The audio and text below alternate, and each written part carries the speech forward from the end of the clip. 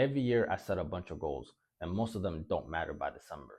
So for 2026, I'm trying something different, and I'm only setting three. And in this video, I'm going to break down those three goals and my theory as to why I think less might actually be more. My name is Eddie Cespedes. This is my $1,000,000 diary, and in this channel, I document my journey on going from zero to $1,000,000 in net worth.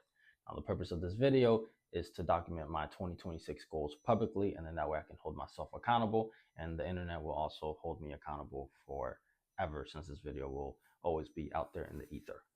And I also wanted to add some kind of value besides just a generic list of arbitrary goals that means nothing to nobody.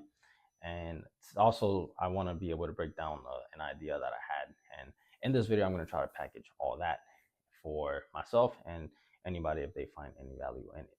And yeah, so the reason why I cut my goals down to three, and to start off, I'll list the three goals. This is really simple.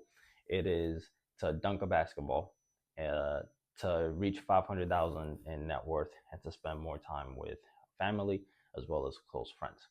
Now, the reason for cutting it down to three from what I assume many people do, which is they probably list off 10 to 20, maybe 30 different goals that they want to achieve in a year, is because three is simple. And then I was reflecting back when I was younger, as I look back in maybe my late teenage years and early adult life, was that every time that I accomplished a goal or a big goal, it was typically when I was the most motivated. And it was only one goal. There wasn't really a whole lot of things in mind. It was something that I thought about all the time. I would wake up thinking about it, and I never stopped until I achieved that goal. And then as I started getting older, when I think of like maybe more things that I wanted to do, I started breaking them down into like a bunch of goals. It's like I wanted everything and I wanted it right now, and I wanted to see how much I could do that year. And ultimately, there was never a year where I accomplished all my goals. There was never even really a year where I would accomplish 50% of my goals. And so for this year, I wanted to try something different and only write down three goals, because three is simple and it's easy for it to stay at the top of my mind. If I have 20 goals, it's going to be very hard for me to recall those 20 goals at any given point, which means I would need to have the goals written down on my phone or on a piece of paper somewhere, and I would have to physically have to pull it up.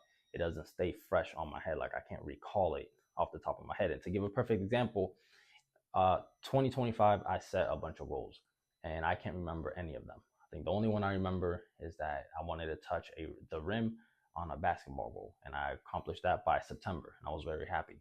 But as far as all the other goals that I set, I can't recall any of them. Uh, they're on my phone right now. I could probably pull them up, but that's probably the problem that I was able to kind of figure out, is that I don't remember what the goals were. I just know that I have goals, and every now and then I find myself just sitting there not knowing what to do. I got to open my phone and then start looking through my goals and think, oh, yeah, I wanted to do that. Maybe I should take action. And that's a problem. Uh, it's hard to stay motivated when you don't know what it is that you're striving for. So, this is all just the theory in my head. So, I wanted to go back to my framework when I was younger and just focus on three goals, because these three goals essentially they're in three different aspects of my life. So one is social, which is spend time with family. Then there's the career or the self actualization one, where like the status one, which is to uh, to reach 500,000 in net worth. And then the other one is obviously just health, physical, all that good stuff. And if I can wake up in the morning and just recall these three things, that means everything that I do during that day falls under that framework. Everything that I'm doing is just me thinking, is this conducive to one of my three goals? And if it's not, then that means I gotta cut that action immediately. So like I'll give an example, is that a lot of times if I go to the gym or I'm at work or I'm just out, sometimes there's very chatty people, and then they'll chat, and next thing I know, I'm stuck in a conversation that has no value to me whatsoever. So at least now, if I go to, let's say if I go play basketball and somebody's talking to me and everybody left, no games are happening, why am I still there talking to that person about nothing, right? So I either have to switch the conversation to something that I think might benefit me, or just exit, say, hey man, I got something I got to do. It was nice chatting, and just taking off. And I have no problem ending a conversation. It's just a lot of times I'm just just there, and I feel like I'm just hanging out. And so fewer goals will just make it easier for me to stay on task. And it's easy to stay on task when you know what it is that you should be doing. Having a list of 20 goals makes it very hard to stay on task because you don't know what it is that you should be doing at any given time. There's too much information. You can't remember your your list for 2026 or for 2025 or whatever, which is why you end up not accomplishing a lot of your goals. Oftentimes you end up forgetting about them, or they end up just changing as the year goes by, and then you forget to update your list. And by the end of that year, you go back and look at your list and you're like, oh, I remember this, I don't care about this. Well, at least for me anyways, I will look at the list and be like, oh, I don't care about this anymore, I don't care about that anymore, oh, this changed. And it's just, it creates a lot of confusion, a lot of chaos, or a lot of mental chaos. And so by simplifying it, that gives me less to think about. And if there's less to think about, it makes it easier to think, which means it makes it easier for me to go ahead and take action. I think there's a psychological effect of setting too many goals and then going to the end of the year and not hitting a bunch of them. It makes you feel like the year wasn't a success, the year wasn't as good as it could have been. And it can, at least for me, it makes you feel as if you weren't able to live up to your full potential.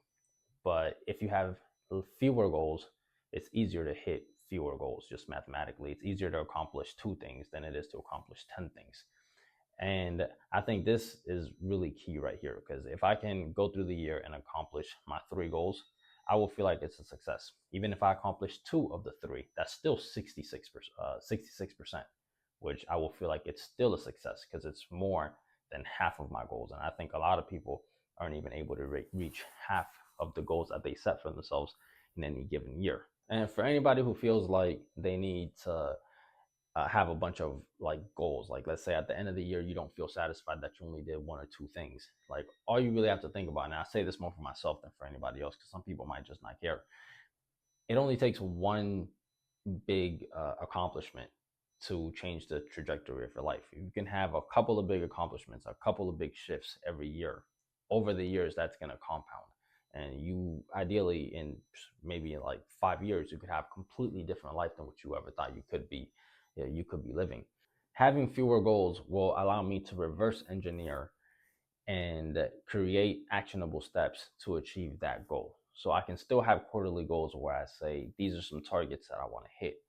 And if I don't hit those targets, but at the end of the year I still achieve the goal, well, then I still feel like it was a success. So I could break these down. For example, in my case, the having a $500,000 net worth by the end of the year. That would mean that now when I'm having conversations with people, I'm trying to look for ideas, um, investing habits, things that they do that I might be able to add to my life to be able to achieve that goal. I will pay attention to little things like maybe submitting my time. There's often times where I forget to submit my time at work and then I don't get paid up to the next pay cycle. I can probably network a little better.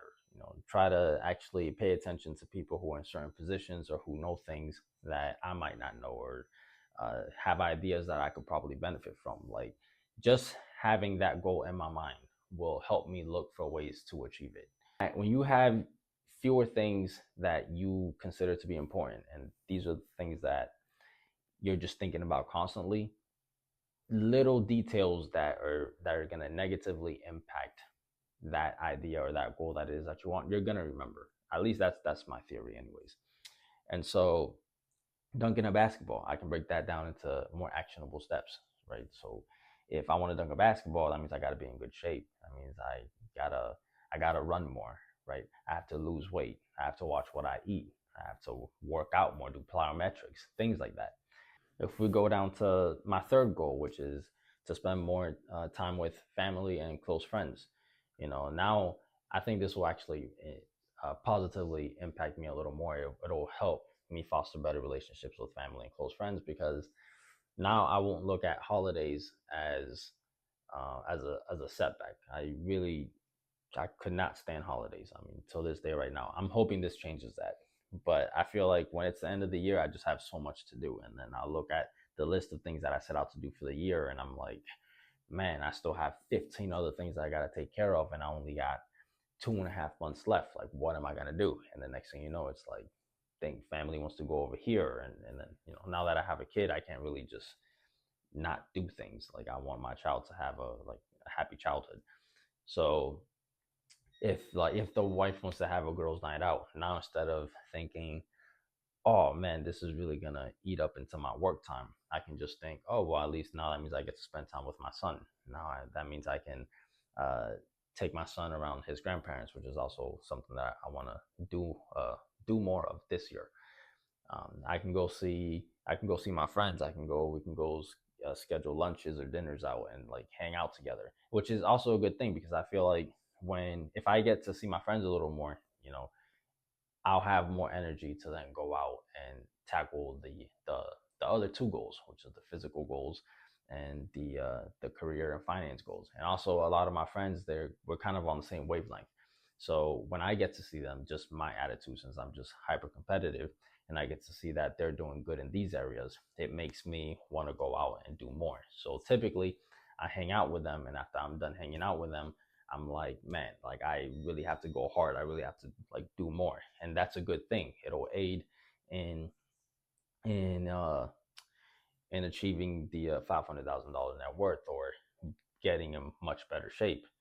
And these are just things that these are just thoughts that I'm having. I'll just wrap it all up with my three main goals is to dunk a basketball, spend more time with family and friends, and achieve your $500,000 net worth. The whole key takeaway of this entire video is that fewer fewer goals will increase the likelihood that you're going to achieve your goals. That's one. Two, you're going to be able to keep it at the top of your mind, which means you will always be motivated. You'll always know what it is that you should be doing at any given time because it's fewer goals. They're one sentence long. You should know them. You should memorize them. Easy to memorize them. You don't have to go back and think about them. You don't even have to write it down. You just know on the top of your head. If somebody randomly asks you, hey, what are your goals for 2026? You say bang, bang, and bang. And when they go, that's it. That's it. That's all I have. If I achieve these three things, it'll be a successful year. And you can strive towards that every day you wake up, boom, this is what I got to do. This is my mission. And most importantly, just having less goals just means you should have more mental clarity.